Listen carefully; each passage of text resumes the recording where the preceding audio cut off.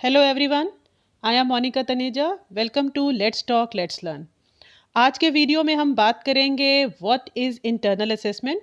बहुत बार हमें कन्फ्यूजन रहता है कि इंटरनल असेसमेंट क्या है, इसमें कौन कौन सी एक्टिविटीज़ इन्वॉल्व की जाती हैं और किस तरह से हम स्टूडेंट्स को एज टीचर्स असेस करते हैं और एज स्टूडेंट्स हमें इन किन किन चीज़ों पर वर्क करना है, कौन से क्राइटेरियाज होंगे जिन पर हमारी परफॉर्मेंस जज की जाएगी और क्या चेंजेस हुए हैं इस साल जो हमारी एक्टिविटीज़ में थोड़ी सी वैरायटी आई है या क्या कुछ नए पैटर्न आए हैं। तो for specially for classes 9th and 10th आज हम जानेंगे what is internal assessment. First of all, internal assessment is formative in nature. Formative means continuously बच्चों की performances in different dimensions, in diverse manner, teachers judge करते रहते हैं and internal means it takes place within school premises. And जो year and पे 80 marks का usually exam होता है उसे ये इंटरनल असेसमेंट सप्लीमेंट करता है, कॉम्प्लीमेंट करता है, उसे कंप्लीट करता है and it assesses the student performances in a variety of ways. बहुत सारी चीज़ों में सपोज़ कोई स्टूडेंट अगर थियोरेटिकली बहुत अच्छा नहीं है तो वो किसी और तरीके से अपने आप को प्रेजेंट कर सकता है, अपनी परफॉर्मेंस को शो कर सकता है, अपनी क्रिएटिविटी दिखा सकता है और बहुत सारे करिकुलम ऑब्जेक्टिव्स भी अचीव किए जाते हैं इंटरनल असेसमेंट के थ्रू। एंड मेनली जो इंटरनल असेसमेंट के पार्ट्स हैं फॉर क्लास 9 एंड 10 वो 3 पार्ट्स में डिवाइडेड है। First of all is periodic assessment and it carries the weightage of 10 marks. Second is portfolio, it carries the weightage of 5 marks and then subject enrichment activities that is 5 marks. अब ये जो periodic assessment है ये भी 2 types में divided है जिसमें periodic test आते हैं, इनकी वेटेज 5 मार्क्स है and the second is multiple assessment, इनकी वेटेज भी 5 मार्क्स है। इस तरह से पीरियोडिक असेसमेंट के 10 मार्क्स कंप्लीट होते हैं। तो अब हम इनके बारे में और डिटेल में जानते हैं कि पीरियोडिक टेस्ट और मल्टीपल असेसमेंट में क्या डिफरेंस है। पीरियोडिक टेस्ट यूजुअली आपके यूनिट टेस्ट होते हैं या आपके जो समेटिव असेसमेंट एग्ज़ाम्स होते हैं SA1 SA2 को जिसे आप बोलते हैं शॉर्ट फॉर्म में, एंड ये साल में 3 बार यूजुअली हर सब्जेक्ट के लिए 3 बार लिए जाते हैं एक एकेडमिक ईयर में। और इनमें से जो बेस्ट 2 स्कोर होता है बच्चे का उसकी एवरेज निकाल करके फाइनली मार्क्स सबमिट किए जाते हैं। 5 मार्क्स इस तरह से बनाए जाते हैं। अब इसमें क्या होता है कि जैसे आप यूनिट टेस्ट लेते हैं तो यूनिट टेस्ट में थोड़ा थोड़ा सा सिलेबस आता है, लाइक 2 चैप्टर्स हो गए, कुछ ग्रामर का पोर्शन हो गया, कुछ एक्टिविटीज़ हो गई साथ में। तो इस तरह से आप स्लोली स्लोली फाइनल एग्ज़ाम्स की जो है तैयारी करते रहते हैं और एक कॉन्फिडेंट होते जाते हैं कि यस हमारे यूनिट टेस्ट के थ्रू, हमारे पीरियोडिक टेस्ट के थ्रू इतने सारे चैप्टर्स ऑलरेडी क्लियर हो गए हैं और उनमें हम परफेक्ट फील करने लगते हैं। तो हमारी फाइनल ईयर जो एग्ज़ाम्स होते हैं, फाइनल एंड में एग्ज़ाम्स होते हैं, उसके लिए हम प्रिपेयर हो जाते हैं। अब देखते हैं कि कैसे लेते हैं पीरियोडिक टेस्ट। जो पीरियोडिक टेस्ट 1 है यूजुअली हम इसे जुलाई अगस्त के मंथ में ले लेते हैं, बट क्योंकि इस साल कोरोना का टाइम रहा तो इन चीज़ों में थोड़ा सा डिले हुआ है और बहुत सारे स्कूल जिसे ले चुके हैं, कुछ अब लेंगे because from 18 January Delhi government school जो हैं वो 10th और 12th के लिए ओपन हो रहे हैं। तो जो भी चीज़ें पेंडिंग रह गई हैं वो अब 18 जनवरी के बाद कंप्लीट कर ली जाएंगी। सो पीरियोडिक टेस्ट 1 यूजुअली ये हमारा फर्स्ट यूटी होता है जिसे हम पीरियोडिक टेस्ट या यूनिट टेस्ट भी बोलते हैं एंड इट कैरीज 20 मार्क्स, फिर इसे 5 मार्क्स में कन्वर्ट कर लेते हैं teachers. Then periodic test 2 usually ये भी नवंबर में ले लिए जाते हैं और इसमें भी 20 मार्क्स का रहता है। 20 एंड 30 वट एवर भी ये स्कूल टू स्कूल वेरी करता है और इसे भी 5 मार्क्स में कन्वर्ट कर लेते हैं। And then periodic test 3 usually ये दिसंबर के जो समेटिव असेसमेंट 2 हो गए या 10th क्लास के लिए 12th क्लास के लिए जो प्री बोर्ड्स लिए जाते हैं 80 मार्क्स की वेटेज वाले, उनको पीरियोडिक टेस्ट 3 मान लिया जाता है और उनके मार्क्स भी 5 में कन्वर्ट कर लिए जाते हैं। अब एक एग्जांपल लेकर के देखते हैं कि सपोज करिए periodic test 1, periodic test 2 and periodic test 3। इसमें बच्चे का स्कोर रहा 5 में से कन्वर्ट करने के बाद 4 5 4, बिकॉज ये कन्वर्जन के लिए स्टूडेंट्स को बॉदर करने की ज़रूरत नहीं है, it is solely the task of teachers. तो वो कन्वर्ट कर लेते हैं, कन्वर्जन टेबल्स मिल जाती हैं, देन वो कन्वर्ट करते हैं और ये बच्चे का स्कोर है 4 5 and 4। Now the best 2 are 5 and 4, fine. अब 4 4 नहीं लेंगे, 5 एंड 4 बच्चे का कोई भी 4 ले लिया जाएगा यहाँ पर। अब 5 और 4 की एवरेज निकाल दी जाएगी, it comes out to be 4.5। वैसे 4.5 माना जाता है, बट सम टाइम सीबीएसई की जब कोई गाइडलाइंस आ जाती हैं तो ये 5 में भी कन्वर्ट हो जाते हैं। तो इस तरह से बच्चों को काफ़ी एडवांटेज रहता है कि उनके बेस्ट मार्क्स यहाँ पर लिए जाते हैं। अब हम मूव करते हैं मल्टीपल असेसमेंट की ओर। मल्टीपल असेसमेंट में ये सब्जेक्ट टू सब्जेक्ट वेरी करता है, टीचर्स का अपना डिस्क्रिशन रहता है और वो पूरे साल आपकी परफॉर्मेंसेस को डिफरेंट क्राइटेरियाज पर जज करते रहते हैं। क्लास में आपका रिस्पॉन्स कैसा है, कैसी रेगुलरिटी है, कितना इनिशिएटिव लेते हैं, कितने प्रॉम्प्ट हैं अपने आंसर्स देने में और कितने ऑनेस्टली अपना वर्क कर रहे हैं। तो ये सब चीज़ें ऑब्जर्व करते हैं टीचर्स और उनके बेसिस पर आपको ये मल्टीपल असेसमेंट में 5 मार्क्स वो अलॉट करते हैं। And oral test teachers design कर सकते हैं, कोई इंडिविजुअल या ग्रुप वर्क कराया जा सकता है, क्लास में किसी चीज़ पर डिस्कशन हो सकता है एंड देन वो आपकी इनिशिएटिव्स, आपकी प्रॉम्प्टनेस, आपके लॉजिक्स को जज कर सकते हैं। कोई फील्ड वर्क हो सकता है, कंसेप्ट मैप्स हो सकते हैं, एसएसटी का सब्जेक्ट है तो मैप वर्क भी कराया जाता है, ग्राफिक ऑर्गेनाइजर कोई डायग्राम्स दिए जा सकते हैं, आपको मॉडल्स बनवाए जा सकते हैं, विजुअल रिप्रेजेंटेशन। सो ये सब्जेक्ट टू सब्जेक्ट और टीचर्स के डिस्क्रिशन पर डिपेंड करता है कि वो मल्टीपल असेसमेंट में कौन सी चीज़ को बच्चों के लिए रखेंगे। और इस टाइम जैसे दिल्ली गवर्नमेंट के स्कूल्स में वर्कशीट्स आई हैं फ्रॉम जुलाई ऑनवर्ड, 6 जुलाई से वर्कशीट्स आनी स्टार्ट हुई थी। तो उन सारी वर्कशीट्स को सबमिट करने में बच्चे ने कितनी रेगुलरिटी दिखाई है, टाइमलीनेस शो किया है, कितना नीटनेस है, कितनी कंप्लीटनेस है, उन सब चीज़ों को भी इस बार असेस किया जा सकता है। टीचर्स उसे भी मल्टीपल असेसमेंट का पार्ट ले सकते हैं। सो इस तरह से हमारे 5 मार्क्स पीरियोडिक के कंप्लीट हो गए। 5 मार्क्स आपके पीरियोडिक टेस्ट के, जैसे कि यहाँ पर हमने देखा था पीरियोडिक, पीरियोडिक असेसमेंट में पीरियोडिक टेस्ट के आप 5 मार्क्स कैसे मिलते हैं आपको और मल्टीपल असेसमेंट के। सो आई थिंक ये चीज़ क्लियर हो गई है आपको। अब हम चलते हैं हमारी थर्ड जो 5 मार्क की क्राइटेरिया है उसकी ओर, and that is subject enrichment activities, जिसके लिए 5 मार्क्स अलॉट किए जाते हैं। और ये भी बच्चों के अंडरस्टैंडिंग को जज करता है, उसमें बच्चों की लर्निंग काफ़ी एनरिच हो जाती है, इन डेप्थ लर्निंग किसी चीज़ के लिए ऑर्गेनाइज की जा सकती है, बच्चों की नॉलेज बहुत बढ़ सकती है और काफ़ी फोकस्ड रहती है। जैसे लैंग्वेज के लिए लिसनिंग एंड स्पीकिंग स्किल, आप एएसएल से परिचित होंगे, आपका एएसएल टीचर्स ने हो सकता है कंडक्ट भी कर लिया हो या होने वाला हो। तो assessment of speaking and listening skills, यहाँ पर टीचर्स लैंग्वेजेस वाले एएसएल कंडक्ट करते हैं यूजुअली। मैथ्स और साइंस में लैब एक्टिविटीज़, प्रैक्टिकल्स, वाइवा, तो वहाँ बच्चों की स्किल को जज किया जाता है, वो भी हम सब्जेक्ट एनरिचमेंट एक्टिविटी का पार्ट ले सकते हैं। सोशल साइंस में प्रोजेक्ट वर्क दिया जा सकता है, मैप वर्क दिया जा सकता है, लैंग्वेजेस वाले रोल प्ले भी करा सकते हैं। तो इस तरह से ये भी टीचर्स पर डिपेंड करता है कि वो सब्जेक्ट एनरिचमेंट एक्टिविटी में क्या चीज़ इस बार बच्चों को देना चाहते हैं।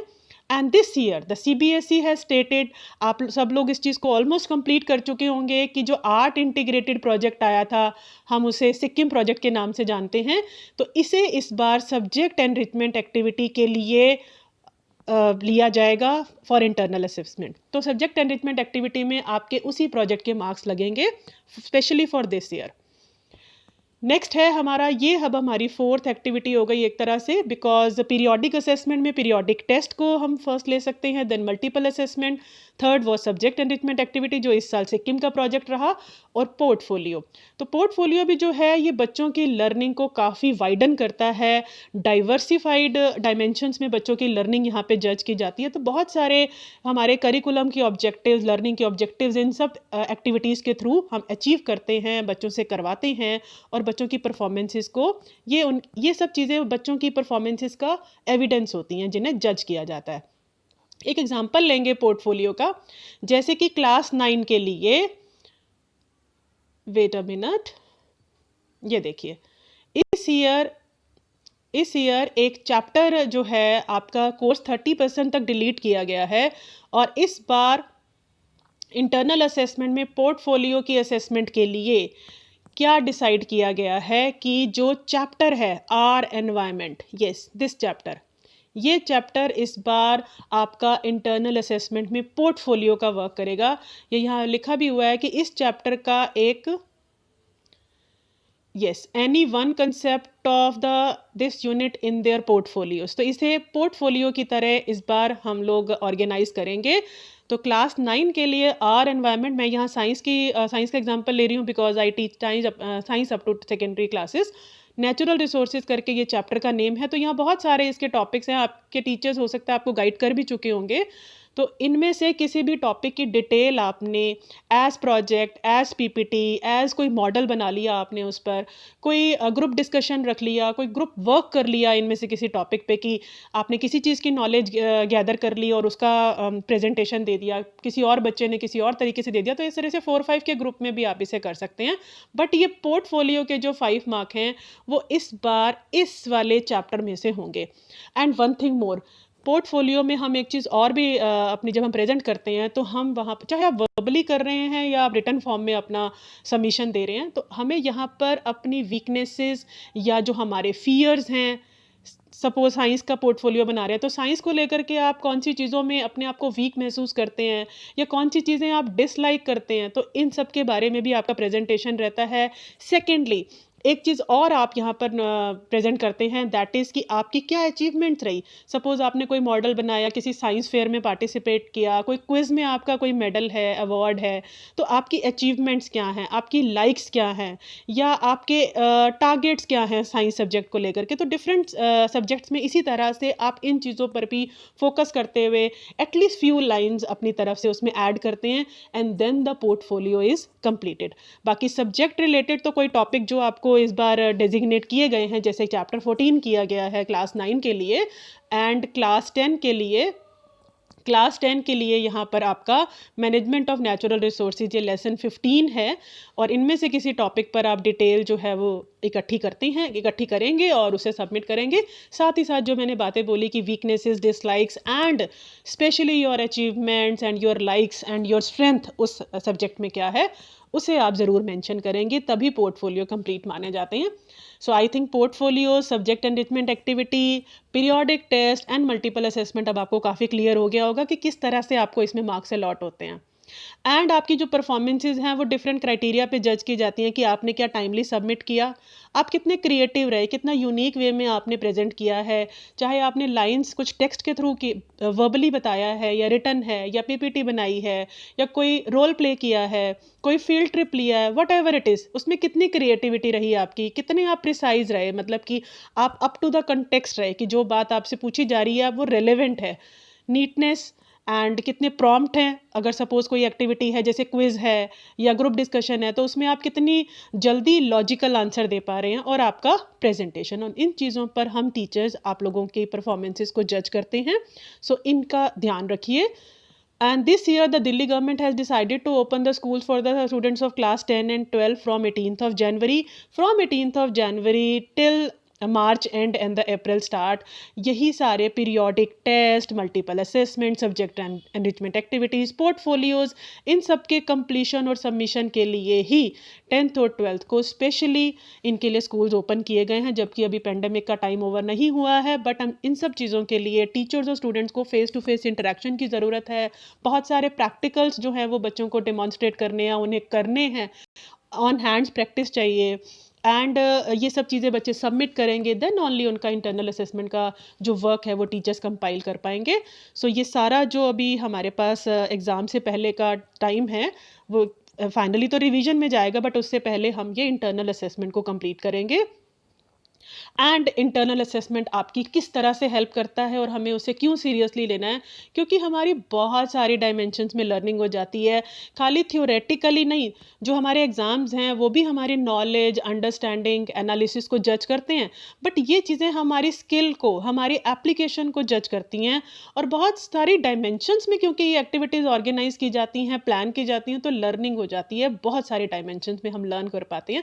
अब सपोज़ करिए कि हम ग्रुप डिस्कशन कर रहे हैं, तो हमें दूसरे के लॉजिक को सुनने का और उसके अगेंस्ट या उसके फेवर में अपने बात, अपना व्यू पॉइंट देने का मौका मिलता है। कोई फील्ड ट्रिप हम लेते हैं तो हम एक चीज़ों को बिल्कुल फेस टू फेस देख पाते हैं, है ना। डायग्राम्स बनाते हैं तो वहाँ हमारा प्रिसीशन और एक हमारी लेबलिंग जो है वो उसकी प्रैक्टिस हो जाती है, तो लर्निंग बहुत बढ़िया हो जाती है and then it leads to overall personality. तो बच्चे की पर्सनालिटी, क्योंकि स्कूल्स देखिए बेटा, पढ़ने को तो घर पे भी पढ़ाई हो सकती है, बट जो बात स्कूल में आकर के मिलती है ना, वो घर पे रह कर के नहीं, because you need a mini society to develop yourself. तो वहाँ हम और लोगों से इंटरेक्शन करते हैं, नॉन मटेरियल चीज़ों से करते हैं, बहुत सारी ऑर्गेनाइजेशंस, अपनी नेचर से, इन सब चीज़ों से हम इंटरेक्ट करने का मौका हमें मिलता है। तो ये सब चीज़ें हमारी ओवरऑल पर्सनैलिटी डेवलपमेंट के लिए ज़रूरी हैं, और इन्हीं को ध्यान में रखते हुए ये इंटरनल असेसमेंट का जो इवैल्यूएशन वाला पार्ट है, ये पार्ट बनाया गया, इसे भी असेसमेंट इवैल्यूएशन का पार्ट बना करके रखा गया है।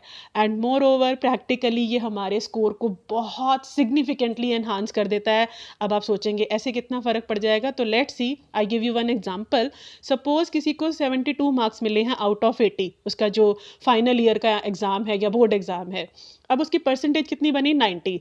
बट अगर आपको सपोज करिए कि इंटरनल में 19 या 20 मार्क्स भी मिले हैं, और यूजुअली अगर बच्चे टाइमली सबमिट करते हैं, नीटली अपनी प्रेजेंटेशन देते हैं, तो टीचर्स कभी भी हेजिटेट या अपने आप को वो नहीं करते कि हाँ हमें इसको कम मार्क्स देने हैं, वो फुल मार्क्स देते हैं। यूजुअली आप बहुत अच्छा स्कोर कर सकते हैं, थोड़ा सा अपनी इंटरनल असेसमेंट को सीरियसली लेंगे तो आपके फुल मार्क्स मिलेंगे आपको, और तब देखिए स्कोर कितना हो जाएगा, 92। तो 92%, 2% का फ़र्क पड़ जाता है यहाँ पर।